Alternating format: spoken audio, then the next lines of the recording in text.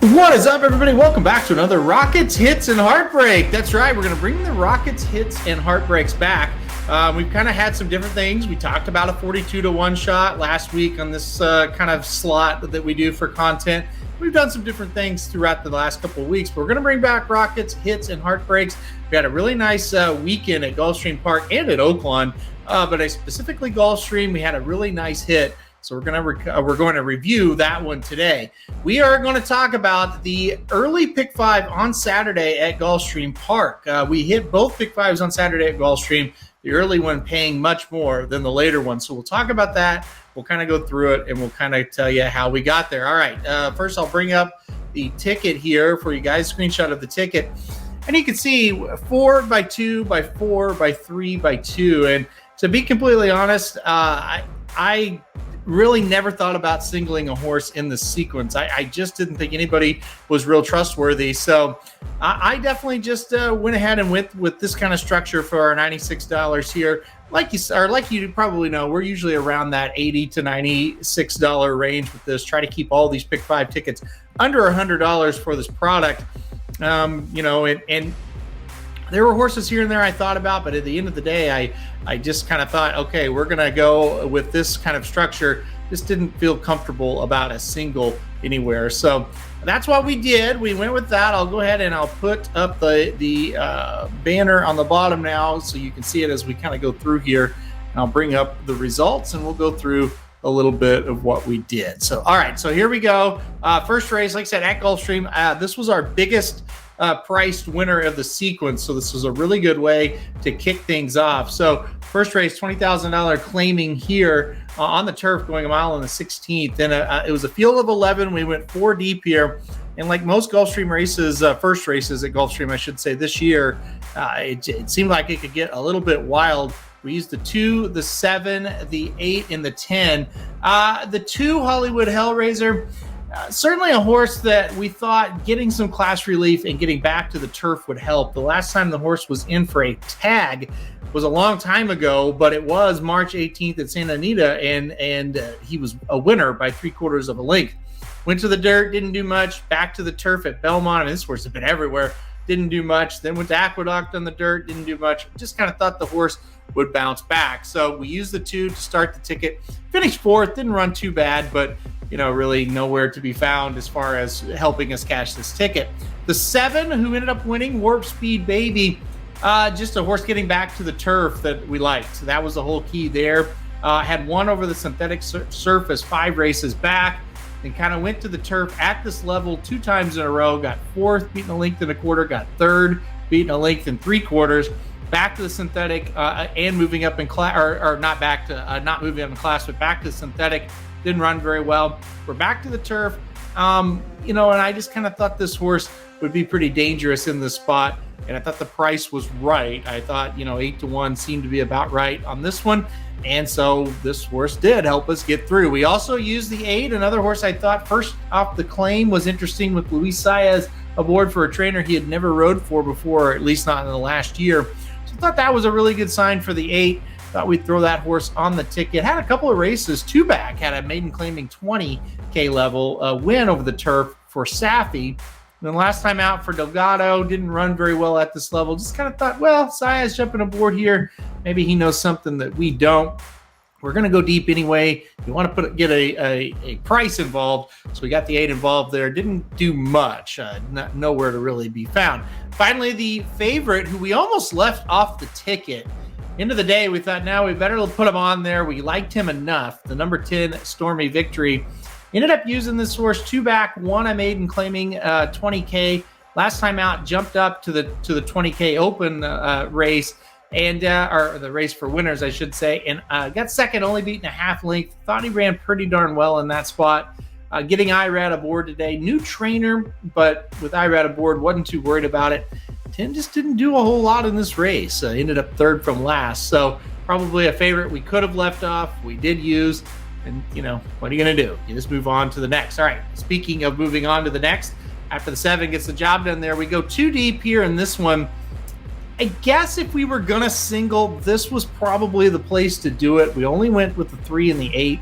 I'll start with the 8 since that's the horse we thought about singling. Back-to-back efforts at a little bit tougher level. Second beating a neck, second beating a length and a half. I went back and watched these replays a few times, and anytime you get it narrowed down to a couple of horses, if you're not a replay watcher, if you've got it narrowed down to a couple, you probably should go back at that point and watch the replay and make sure, hey, okay, I'm going to single this horse. Let's make sure that I really like this horse. And it was just something on her replays. It's like, I don't know that this horse necessarily wants to finish the job. I thought she'd get a great trip in here. She did. I thought she'd be really tough to beat. I mean, she was. She didn't really want to finish the job again. So the other horse we thought to use was the 3, Virgil Anna. And like I said, I forgot to mention 12K claimers going 5 furlongs on the synthetic. The second race was. And, 2 races back ran really well at a higher level and actually finished ahead of Noble Dreamer in that race. It was claimed out of that, but the claim was voided. Comes back 50 days later, drops down to this 12K level. It wasn't very good. And I think a lot of times when you see that, you think, well, the horse is kind of hurt. Well, entered right back 21 days later, and I thought, let's give her one more chance because her best race will win. And if she's doing better than she was doing in that last start, she might be okay. And maybe whatever her little issue was is kind of behind her. She ran really well here, and she did exactly what she did 2 races back. She just kind of ran down, horses that weren't quite as good as her. And so I was just really wanted to give this horse one more shot. It ended up working out. We beat a heavy favorite there. The 8 was, like I said, we almost singled, beat the favorite. So that was good. We were off to a 2-for-2 start. See here, the double pays almost $40. So I knew we were in good shape when the $1 double pays $40 there. We got 3 races left though. Let's go to the next one. 1, 2, 4, and 6 is where we went here. This was a really tricky race. This was an interesting one. Let's talk about the race first. Race 3 at Gulfstream on Saturday. It was a maiden special weight going 1 mile for the 3-year-olds. Todd Pletcher had 2 first-time starters in here. I almost just said, let's go with these 2 first-time starters for Todd Pletcher, the 1 and the 4. One of them is probably a pretty good runner and will be tough to beat. End of the day, though, I hadn't heard a ton about these horses that he was debuting, and usually when he has a good one, you hear about it if you're within the game, kind of doing your homework. So kind of gave me a little bit of a pause. The 4, Magical Power, a horse we used, was being bet like a good one, but I didn't quite trust singling and think or going too deep and playing the 1 and the 4. Thank goodness I didn't, because the 4 rounded the corner like a horse that was going to be pretty good. Just kind of stopped. And so the 1 and 4 for Pletcher, easy uses, but what about the 2 and the 6, the other 2 horses we used? The 6, I'll start with him first. Coming second off a layoff, just thought the horse might improve for Shug McGahee running second off a layoff. So just thought better use that horse.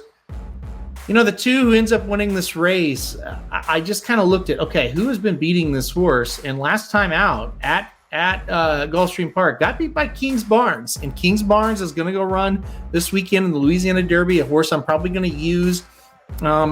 Maybe not to win, but maybe underneath, yes. So that kind of stood out to me and ran within 2 3/4 lengths of that horse. I just kind of felt like this was the one, if you want to take a horse that has started, this is kind of the one you need to use along with that 6. So put the 2 on the ticket. Like I said, the 4 turns the corner, looks like a winner. The 2 mows them down. Now, here's the deal. The 3 here paid $8.60 in the last race. The 2 paid $6 in this race.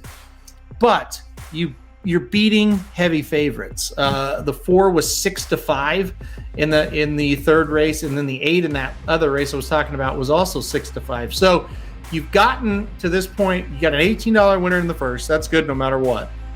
And then you've got an $8.60 winner and a $6 winner. Nothing flashy, but you're beating 6-5 shots. And so that is a huge key when you're playing these, is try to get around the short prices. Unfortunately, we could not get around a short price here in this next leg. We went 3-4-5 in leg 4. This is another one with the 3-horse Super Legacy. Definitely thought of maybe singling, but you got $8,000 horses going 1 1/16 miles on the synthetic. I just didn't feel comfortable with it. So we went 3 deep in here. The 3 Super Legacy wins, and it's a horse that had been close at the 12K level back-to-back times. Honestly, when I watched the replays, he did remind me a lot of the 8 horse in the second race, where it's just like, yeah, he ran well. Yes, he's getting class relief. I'm not sure he wants to win. Now, it turns out he did want to win this race, and so that opinion was wrong here, but it was right in that second race. So the 3 gets the job done. Very logical horse to use. The 5, also a horse we used, very logical as well. Had won at this level 3 races back, got moved up to the dirt and did nothing 2 races back, and then kind of lackluster last time out. But Irad Ortiz jumping back aboard. He was aboard when the horse won 3 races back. So I thought the 5 was a very logical use. Also used the 4 nowhere to be found. I just thought drop down in class, second off the claim here. Might see a little bit of performance from this 4 horse, or a little bit of improvement, I should say, from this 4 horse. We didn't. It wasn't good. I'm not going to lie to you. It was not good at all. One that probably you're not going to play next out after that effort. It's like, okay, we've dropped down to about as low as we can drop. I'm not sure where we're going to go next unless maybe we get a different track or something like that. So it's kind of going to say no to that horse next time we see him. So, all right, though, but not to ramble on, but we're going into the last leg of this thing now. And we went too deep, and I thought this was the key to the ticket. Not just, obviously, it was the key to the ticket. We'd hear 4 out of 4 going into the last leg. That's not what I meant, though. Like, I meant when we were putting this ticket together, I thought this was the big key. The 5th race at Gulfstream was a field of 12, maiden special weight company going 5 furlongs on the turf. So I went just 2 horses here with the 1 and the 11. And it was kind of a calculated risk on my part, and kind of what happens when you don't have a single. You've got to go short most times. I should say, not all the time. Nothing is all the time in racing, but most of the times when you go short in a race like this, it's because you didn't have a single, and you kind of got to, okay, I got to be narrow here, and I got to make the right decision. And so we ended up here going with the 1 and the 11. So I'll talk about the 11 first, and this was kind of the logical one for me. The 11 Calabrian Queen, 3rd race here for this horse. Irad Ortiz Jr. aboard again for Mark Casse. They've been winning at a pretty decent clip when they hook up together here at Gulfstream. And, the horse looked to have the speed, looked to be the one that you're going to have to run down. Turns out this horse didn't have the speed, and we'll talk about the one that did. But, still ran a very good race. The 11 did, got 3rd. I was pretty pleased with the effort. I would probably play the horse back next time out. However, the horse got run off its feet by the 1 Accomplished Girl. And so this was the big key for me. I don't know. I was shocked by the performance of the 1 Accomplished Girl. If you haven't seen it, go back and watch the 5th race at Gulfstream on Saturday. The horse had 1 start. It was a maiden special weight going 5 furlongs. Just didn't really get going, and didn't run like a Saffie Joseph horse usually does, which is kind of towards the front. Just kind of lackluster out of the gate, really lost all chance, made somewhat of a move. I said, let's give this horse one more time, break him from the rail today. I think the horse will improve. Well, my goodness, the horse, one of the best 5 furlong races we've seen at Gulfstream happened. I mean, she absolutely aired this field. A very impressive performance by the number 1 Accomplished Girl. Got to the front. I didn't really think the horse would be in the lead. I thought the horse would be more forwardly placed than last time. Got to the front and just dominated this race.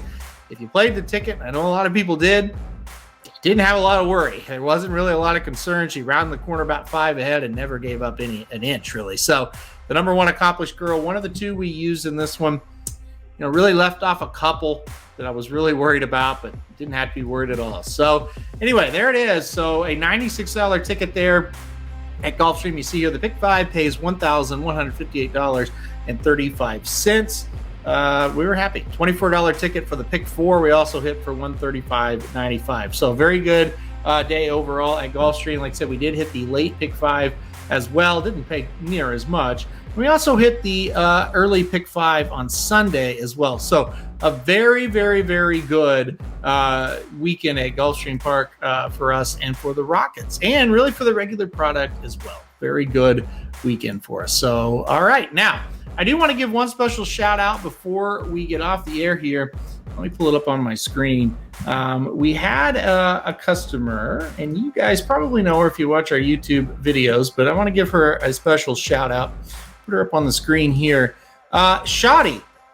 You can follow her on Twitter as at @ShotDone. You can see her, like I said, on most of our videos that we do. Want to give her a shout out though. First ever pick 5 for Shotty was hit this weekend using our products and her own, kind of structure and knowledge. We always encourage that. So you don't have to play exactly what we have. You could take our picks, take yours, kind of combine the two.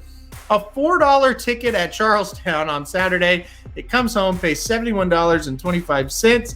On Twitter, people are giving her all kinds of congratulations. Always great to hit that first ever pick 5. Shotty was able to do it Saturday at Charlestown. Like I said, a $4 ticket pays $71.25. I mean, basically about a 25 to 1 shot. That's very good. The ROI is fantastic. Doesn't matter that it only paid $71 if you played a $4 ticket. So shout out to Shotty. All right, that's going to do it for us for another week of Rockets Hits and Heartbreaks. We will be back next week for sure with more content, whether it be something we missed, something we hit. Maybe we got a big price home. We'll be here and we'll talk about how we did it or how we missed it. All right, guys, thanks everybody for watching, and we'll see you next week. RacingDudes.com is your home for the best free picks for every race, every track across the country. We're ramping up for the 2023 Kentucky Derby, and we want you to join us in the fun. Subscribe to Racing Dudes YouTube channel and click the notification bell so you never miss a single video. Want to make money betting horses? Bet with the Racing Dudes.